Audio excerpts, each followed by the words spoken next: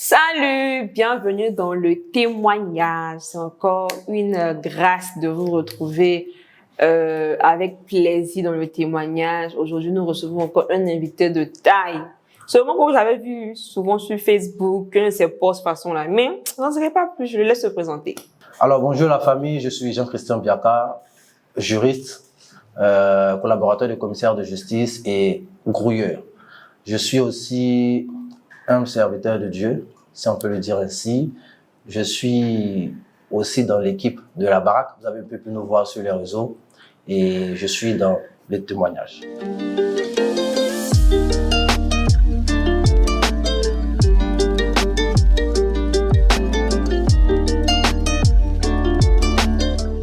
Alors aujourd'hui, je vais vous parler de mon témoignage qui a pour thème l'amour. Donc je pense qu'on va bien échanger, on va malaxer le thème par la grâce de Dieu et Dieu va me faire du bien. Comme présenté, on a ici avec nous l'homme de Dieu, Jean-Christian Biaka. Je pense que vous avez vu un peu ses posts sur Facebook et tout ça. En tout cas, on a la joie de te recevoir dans le témoignage, homme de Dieu. Je suis vraiment honoré. Bonne arrivée. Comme nous savons, tous ici dans le témoignage, moi et mes abonnés, nous savons que tu es ici pour rendre ton témoignage, mais à l'accoutumée, chez nous, on te demande quel est le verset biblique qui se rattache à ton témoignage. Bon, moi, j'ai pas forcément un verset, je peux dire j'ai deux. C'est vrai que j'ai un phare, mais il y a un deuxième, c'est pratiquement pareil. Donc le premier, c'est Jean 3,16. Car Dieu a tant aimé le monde qu'il a donné son Fils unique, afin que quiconque croit en lui ne périsse pas, mais la vie éternelle. Amen. Et le deuxième, c'est 3 Jean 1, verset 2. Bien-aimé, je souhaite que tu prospères à tous égards comme prospère l'état de ton âme. Alors pour moi, ces deux versets définissent mon témoignage, le témoignage que je vais vous partager aujourd'hui. Amen. Donc sans plus tarder, comme nous l'avons entendu, on va laisser toute la place à l'homme de Dieu qui va nous donner son témoignage. L'homme de Dieu, tu as toute la place. Nous t'écoutons. Ok, alors rebonjour encore le témoignage. Je suis content d'être là. Donc comme je l'ai dit, le thème de mon témoignage s'intitule l'amour. Et avec mes deux versets de base, si vous voyez bien, vous voyez qu'on parle d'abord de l'amour et on parle de prospère à tous égards comme prospère l'état de ton âme. Ou encore l'état de ton cœur si on veut. Donc c'est plus l'amour qui fait en rapport avec le cœur. Pour commencer, j'aimerais dire une chose, c'est que je suis une personne qui a reçu depuis petit un certain type d'amour, qui est pas comme ce que le monde a l'habitude de connaître ou ce qu'on a l'habitude de connaître. Alors j'ai grandi dans un lieu où il y avait beaucoup de frustration. Ok, c'était un amour, mais un amour voilé, qui ne savait pas se manifester. Alors depuis petit, j'ai eu beaucoup de choses qui me faisaient croire que les gens ne m'aimaient pas. Donc déjà, j'ai grandi dans une famille où on se moque beaucoup et où on ne cache pas nos mots, c'est-à-dire on dit ce qu'on pense, etc. Donc si tu es vilain, si tu es petit, en fait, où on n'arrivait pas, on savait pas dorloter. Donc je fais ça. Bon là, j'ai pas eu l'adolescence, etc. J'arrive à l'école. C'est vraiment là que j'ai vraiment pris conscience de ce qu'on appelle des blessures. Plusieurs personnes peut-être en parlent, peut-être pour rigoler, mais moi j'ai été victime, j'ai pas envie de dire harcèlement à l'école, mais de moquerie. C'est pas pour dire hein. Moi toute l'école s'est moquée de moi. Wow. C'était pas un mot de genre ta classe, etc. Non, ça a commencé dans ma classe et toute l'école, c'est-à-dire il y a une personne qui a emmené quelque chose et toute l'école, c'est-à-dire je l'ai suivi en pleurs parce que je voulais me venger et tout. Et toute l'école s'est moquée de moi. Donc c'était une frustration scolaire. Tout le monde était au courant et tout. Et c'est parti par quoi? Affaire de femmes. Vous savez, le BT, on a commencé un peu tôt. Voilà. Parce que j'aimais une fille qui, elle, ne m'aimait pas en retour. Mais elle aimait quelqu'un qui avait le même prénom que moi. Elle était Claire. Elle s'appelait Christian. Moi, j'étais un peu intelligent à l'école. Une des plus intelligentes, mais c'était les bad boys, etc. Donc, c'est que dans la classe, je subissais déjà ces moqueries-là. Et en plus, elle-même, elle me narguait avec et tout. Donc, on a grandi avec. L'année qui a suivi, c'est là que tout a commencé. L'année qui a suivi, elle a rompu avec ce dernier. Et donc, j'ai envoyé mon ami, quelqu'un que j'appelle mon ami, aller lui faire part de mes sentiments pour dire qu'ils n'ont pas changé en vrai. À la grande surprise, c'est que elle est sortie avec mon ami là. Wow. Lui qui allait faire mon atalakou là. Lui, il est resté là-bas. Waouh, l'ami en question. Puis, c'est pas moi, ils m'ont pris. Imaginez. C'était grave. C'est très grave. Et genre, ça crée beaucoup de choses et tout. Et à l'école, franchement, j'étais quelqu'un de très, très, très petit détail. Donc, imaginez. Maintenant, je ne fais pas grand. Il fait 1m75 maintenant, mais imaginez avant. Donc, j'avais cette frustration que je gardais dans mon cœur et que je laissais transmettre par la colère. J'étais quelqu'un de très colérique. C'est que dès qu'on s'amuse un peu net, ça sort. Même si c'est pas force là. Le sang bêté fait qu'on crée quelque chose. Et donc, je pars en vacances au Ghana en seconde. Et là, en fait, il y a la deuxième blessure qui arrive. La deuxième blessure, elle est maintenant au niveau familial. Là, on est au niveau émotionnel, l'affaire de Gouéga, amitié. Mais la deuxième blessure au niveau familial. Ou encore, si tu voulais, médical ou tout. J'arrive au Ghana dans mes vacances pour oublier un peu tout ce que je vis à Abidjan avec des gens et tout. Et là, on m'appelle. Un jour, ma mère me fait asseoir et elle me fait comprendre que je suis malade. Que j'ai une maladie qui m'empêche, en fait, de grandir normalement. Je ne peux pas comprendre le choc. Ce jour-là, bon, quand elle va voir ce témoignage, j'ai pratiquement tout cassé dans sa maison. Oui, parce que pour moi, c'était de l'injustice. C'était pourquoi moi, qu'est-ce que j'ai fait pour avoir cette maladie, etc., etc. Donc, on me faisait comprendre que nous, on peut soigner, etc. Moi, je me voyais déjà. Moi, je pense que même quand elle dit le nom de la personne, elle va savoir de quelle maladie on parle. Je me voyais déjà comme Gourou. Parce qu'on m'avait dit que j'avais bosse. Donc, dans ma tête, aïe.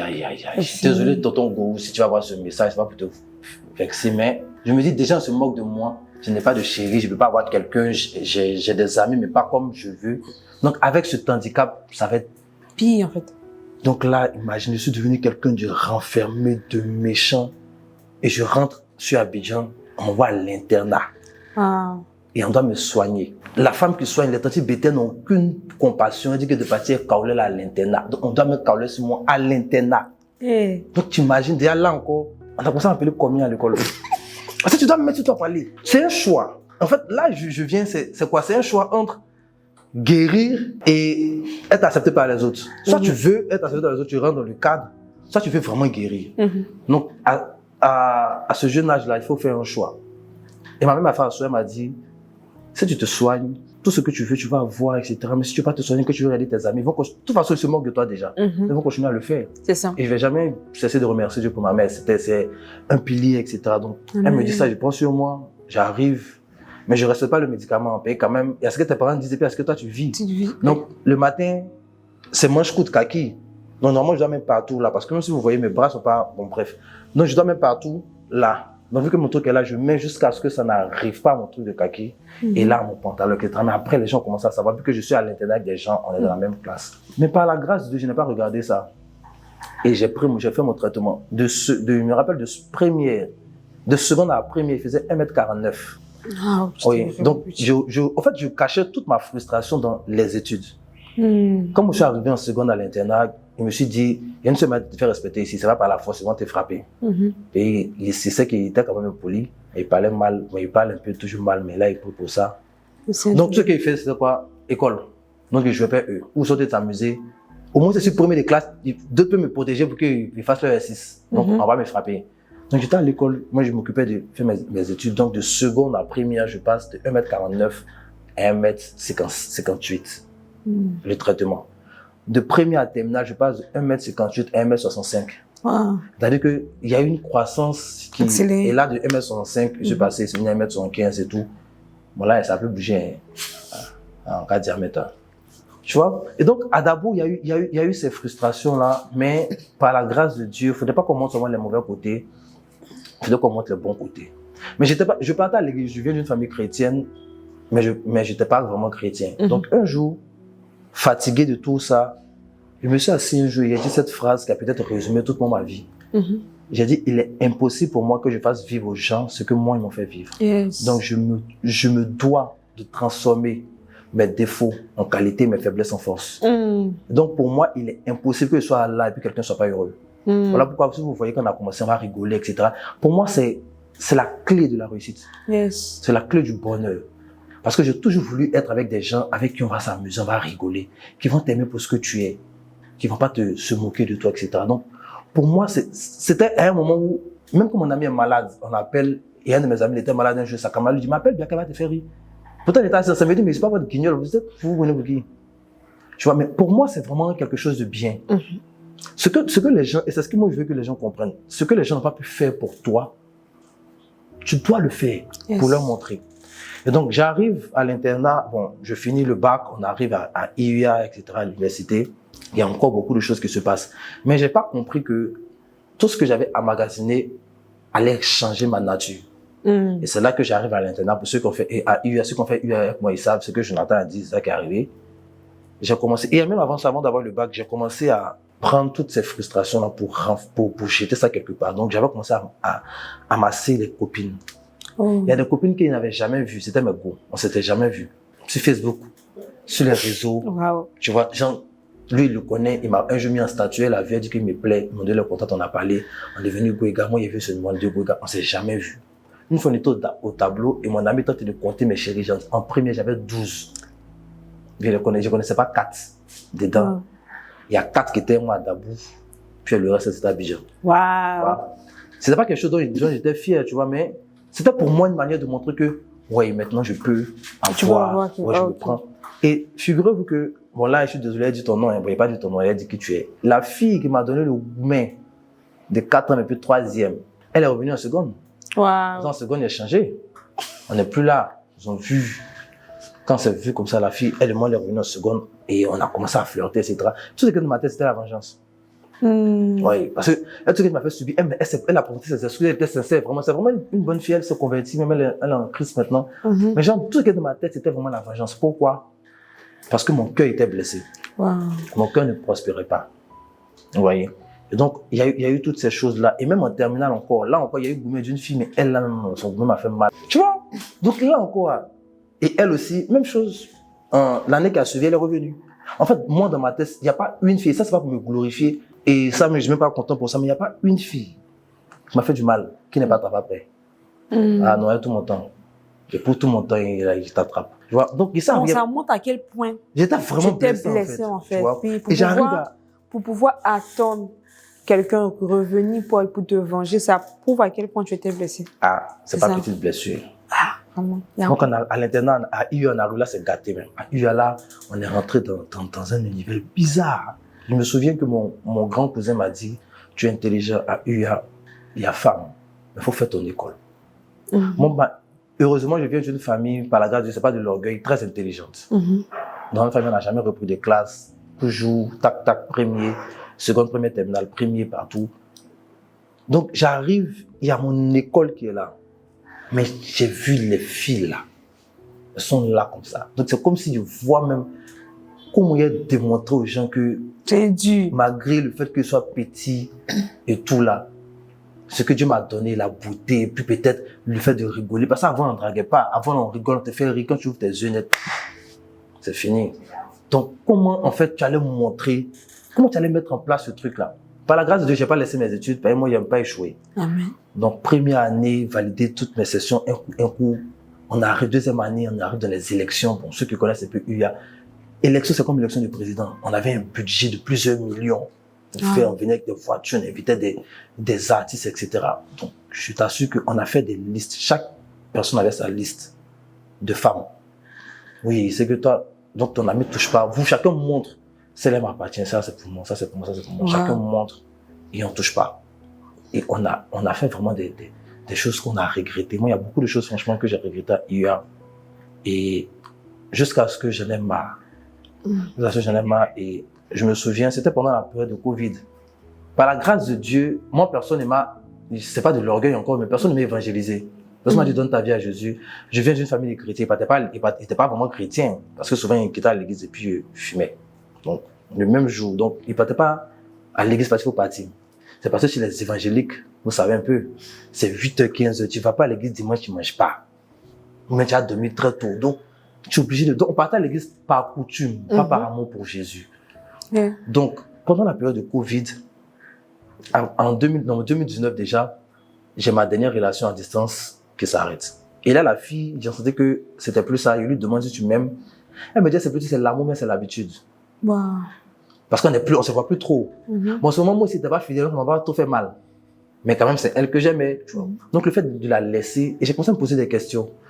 Et je pense que beaucoup de personnes passent à ce moment-là où tu te dis, bon, à quoi ça sert en fait d'avoir beaucoup de femmes? Et pour moi, c'est là que je pense que c'est là que ma conversion est venue. C'est comme si Dieu a commencé à mettre dans mon cœur, toutes les femmes sont pareilles. tu vas chercher, tu vas vouloir avoir des rapports avec toutes les femmes. Elles sont pareilles. Tu vas, quand tu as fini, tu seras satisfait ici, tu vas voir un gros modèle, un petit modèle, quand tu as fini. Et en fait, il n'y a rien dedans. Et ça fait que j'avais commencé à avoir un dégoût pour les rapports. Avant même de me convertir, en 2019, j'ai commencé à avoir un dégoût pour les rapports. Un dégoût pour des femmes. Souvent, devant mon numéro, je donne, on m'écrit pas. Moi, je vais chercher le numéro, je prends. Et quand il y a une fille qui a 2 messages, ça me dit, mais ton ami n'a qu'à me draguer maintenant. Et je ne faisais même plus. Et je me prenais qu'avec des garçons. Donc, mes amis pensaient qu'ils étaient PD. Parce qu'ils me prenaient maintenant que des garçons, un ami, que des garçons, c'était avec mes gars, ma famille et tout, on était là, les garçons. Ma belle-sœur, un jour, m'a fait asseoir pour quelqu'un qui enchaînait les filles à la maison. Il peut envoyer 3 filles dans la journée. Je ne viens plus avec femme. Je suis tout le temps dans la chambre. J'écoutais Rosny, c'est ça, non, c'est qui dit mon meilleur ami. Je crie, je pleure. Un jour, ma femme dit, que c'est un de PD? Il dit non. Elle m'a dit, mais il ne te voit plus, femme. Il dit, qu'elle vient femme tous les jours. C'est pas là. Maintenant aussi, il prie, vous dites que non, de diminuer la prière, après on considère autre chose. Donc j'étais là et les gens pensaient qu'il était devenu PD, mais c'est pas vrai. Jusqu'en 2020, fin 2019-2020, où j'ai dit à mon ami que bon, franchement, vu qu'on est dans le Covid, je vais apprendre vraiment à me rapprocher un peu de Dieu quand même. C'est pas mauvais. Donc il me dit, ok, un ami de vase d'honneur, que Dieu te bénisse au passage. Amen. Donc il me montre, il me dit, bon, lui il prie 4 heures de temps. Tu pries 4 heures de temps. Tu dis quoi à Dieu pendant 4 heures de temps? Ça, tu te sens pas bien, toi. Il dit, non, lui, dans sa prière, il prie de minuit à 4 heures, il dort, il se va à 6 heures au travail. Donc, il m'a montré que dans la prière, il médite, il fait louange, il fait adoration. Et il prie, elle, le Notre Père. Il dit, tu pries à Notre Père qui est aussi, que ton nom soit sanctifié, que ton règne vienne. 5 secondes, bien 10 secondes là. Cela m'a fait comprendre, en fait, le mystère qui se cache derrière la prière du Notre Père. Yes. Tu vois? Et donc, c'est avec le Notre Père que j'ai commencé à prier et avec lui, comme il m'a expliqué. Et comme Dieu sait faire les choses, j'ai fait une prière, j'ai dit à Dieu, tu sais, à l'école et dans le monde, etc., tout le monde me connaît, comme le temps quand même est dur dans les choses. Si tu me prends un coup, moi, j'aurais honte, hein. Les gens qui donnent leur vie à Jésus, c'est bizarre. Donc, laisse-moi faire un peu, genre, pas à pas, allons pas à pas, toi et moi. Je dis, ok. Et j'ai un ami qui a lui aussi un ami. Le gars n'a même pas de rapport. Un jour, mon ami m'appelle, dit, il veut me parler et tout.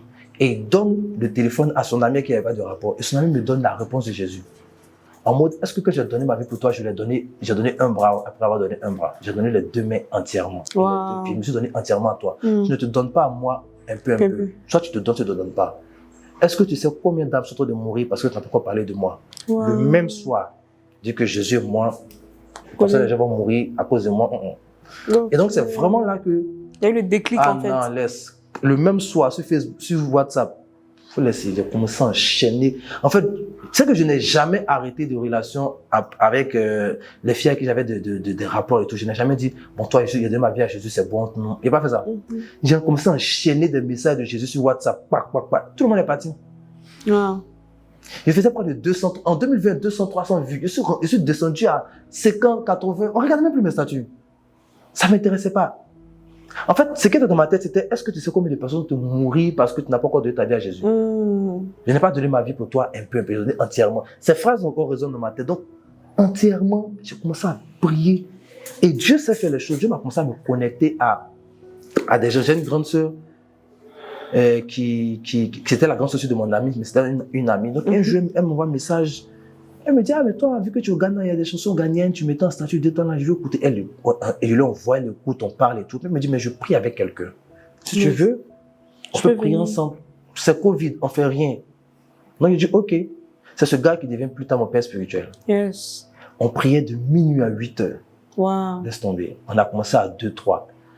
On prie, il enseigne, on prie, on médite, on prie, on fait prophétie, on prie.